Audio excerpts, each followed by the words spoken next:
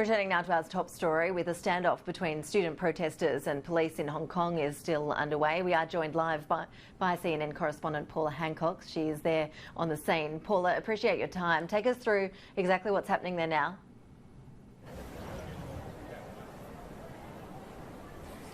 Well, Ash, at the moment what we're seeing is in the immediate vicinity of this Polytechnic University, where we have protesters holed up inside and police surrounding it, and they have it on lockdown. Just a couple of blocks away, we're seeing other protesters trying to give some kind of distraction, they say, trying to draw the police away from the Polytechnic University. You can see they've blocked this particular street. They've put bricks out here. We've also had the police coming along, the special forces, trying to clear the area, but as soon as they clear out, and you can see them, they're all in that bus down there, that white bus and the grey one behind them, then the protesters just come back and block it again. So it's a real cat and mouse game out here. There's been a number of clashes in this area between police and protesters, but of course the key excuse me, that everyone is looking at is that Polytechnic University at this point.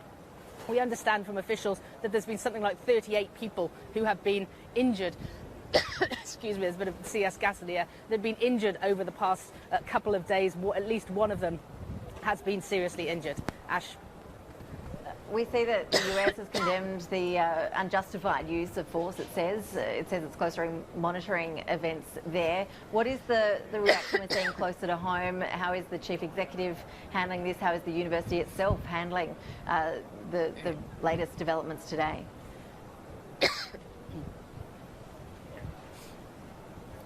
Well, earlier this morning, about 5 o'clock in the morning local time, the president of the university actually posted a video on Facebook saying that he had been negotiating with police and that he had agreed with police that as long as the protesters aren't being violent, then the police won't be violent. But we have since seen a number of fires being started within the university. We understand protesters were trying to keep police out. Those have now been put out, but there has been a lot of tear gas fired on the police side. So there have been clashes since that time. We also heard from the head of the student union saying that some people did want to leave. We spoke to one of the protesters who's holed up inside that Poly U right now. He's a 23-year-old.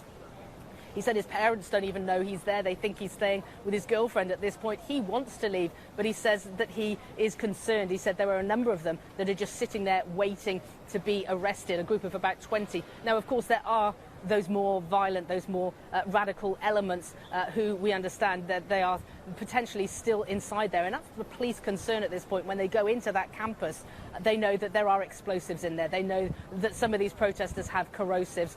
One of the officials from PolyU said that they believe one of the laboratories was broken into and dangerous chemicals were stolen from there. So it is the sense of the unknown from the police point of view. But they have said after one of their official officers was shot in the leg by a bow and arrow, that they consider that a lethal weapon. They said if protesters continue to use what they see as lethal weapons, then they will have to use minimum force, and that could include live fire. Now, we haven't heard reports of that at this point, but it does appear to be a little calmer around the campus, but certainly there is a standoff and neither side is backing down.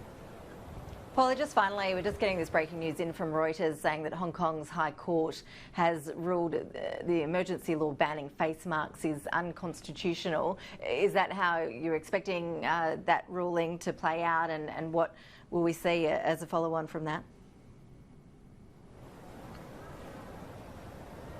Well, it's certainly, Ash, a significant development, the fact that the Supreme Court has ruled against that particular ban. But quite frankly, on the ground, realistically, no one took any notice of that mask ban. Everybody is wearing masks, and it hasn't actually been possible for the police to enforce that ban. They say they have made some arrests against that ban, but quite frankly, I think that's one of the least of their worries at this point. Paula Hancocks live there for us in Hong Kong. Thank you for that. Appreciate your time.